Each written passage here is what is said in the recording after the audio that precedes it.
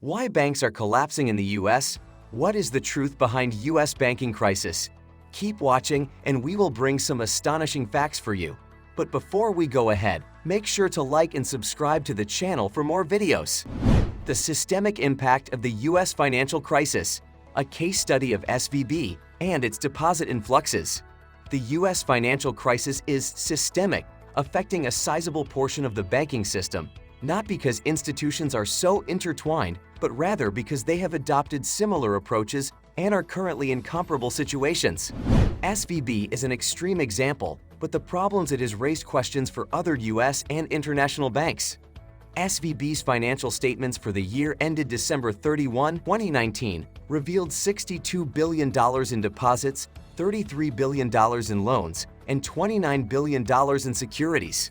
The bank disclosed $198 billion in deposits, $68 billion in loans, and $127 billion in securities on March 31, 2022.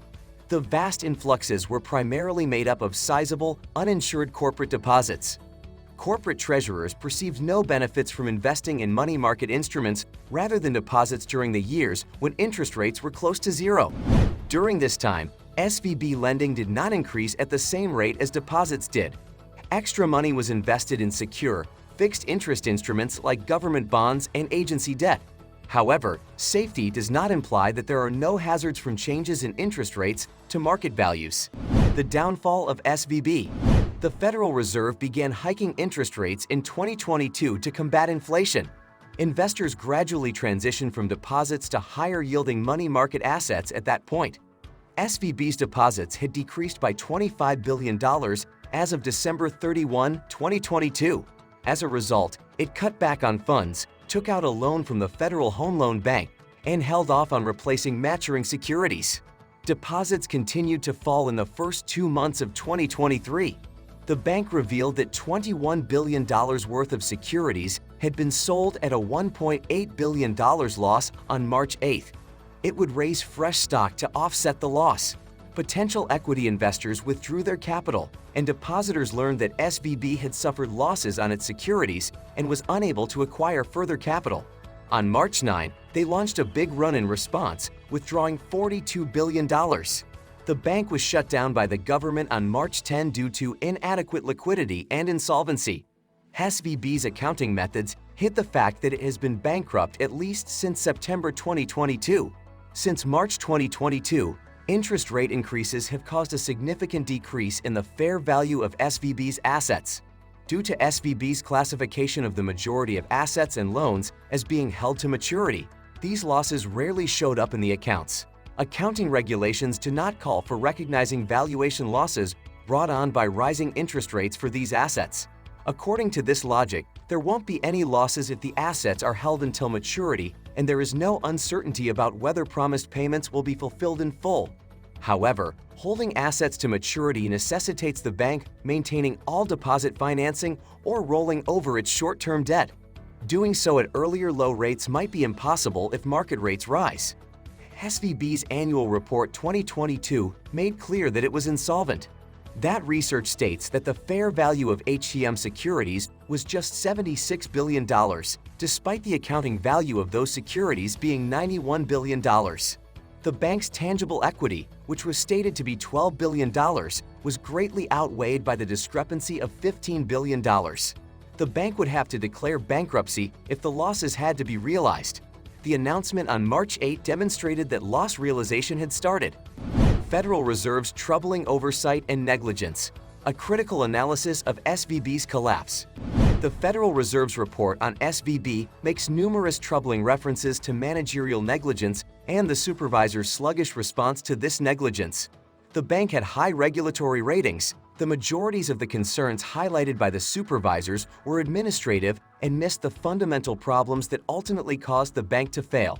The Federal Reserve did not take quick corrective action as was advised in 2011, according to the preliminary analysis by the Government Accountability Office. The oversight failure was consistent with the Federal Reserve's light-touch approach to regulation and oversight. Additionally, the Fed study treats interest rate and liquidity risks as though they were unrelated. However, the changes in refinancing requirements and asset prices were two sides of the same coin that were both caused by the rise in interest rates in 2022. The solvency issue with the bank and the supervisor's ignorance of it, which was concealed by capital ratios based on accounting valuations and risk weights, are also not addressed in the study. Risk-based regulations for HTM assets only consider credit risk and disregarded the possibility of fair value losses. Supervisors ought to have taken action after realizing that SVB's asset market value losses were significantly relevant to the company's existence.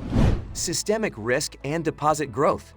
SVB was unique in that it experienced such exceptional deposit growth in 2020 and 2021, catered to a relatively small group of people who were socially connected, had a high degree of unrecognized losses on its assets, and had more than 90% of its deposits that were not insured.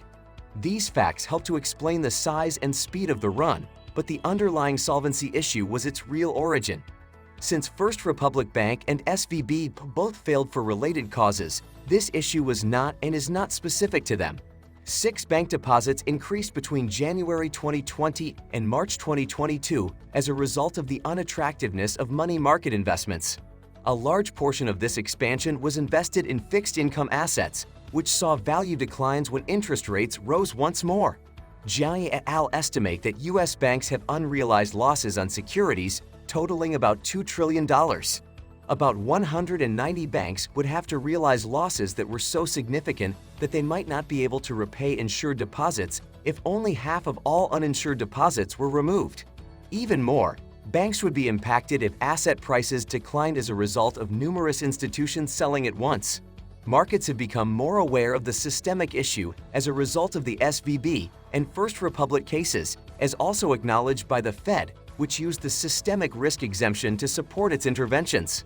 Although the consequences of deposit withdrawals are momentarily neutralized by the Fed's policy response, which increased its lending programs to banks, it does nothing to address the institution's solvency issues.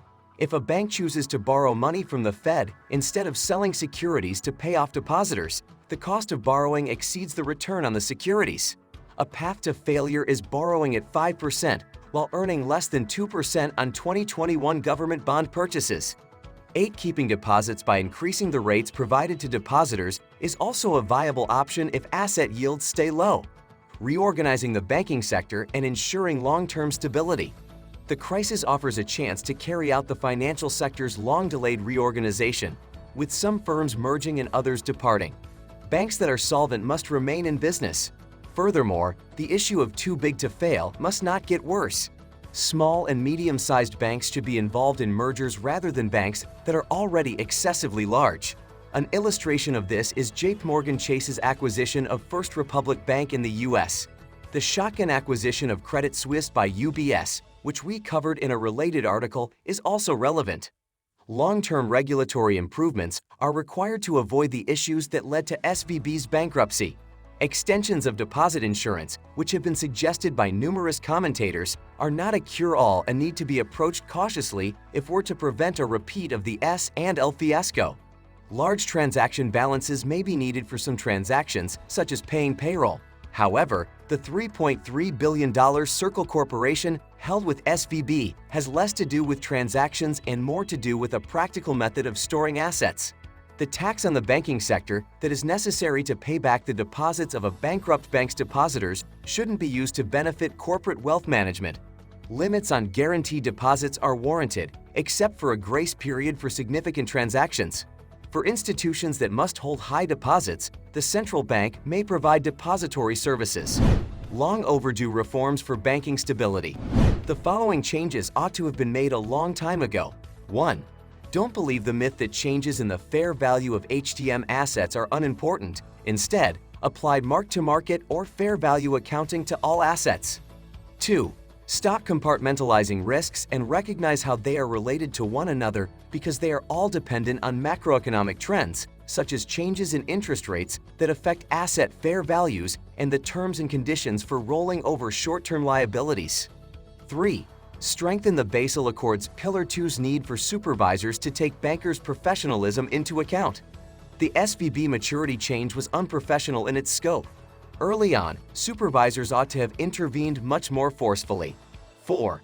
Increase the amount of equity that banks must hold to withstand fair value losses on all assets when interest rates rise.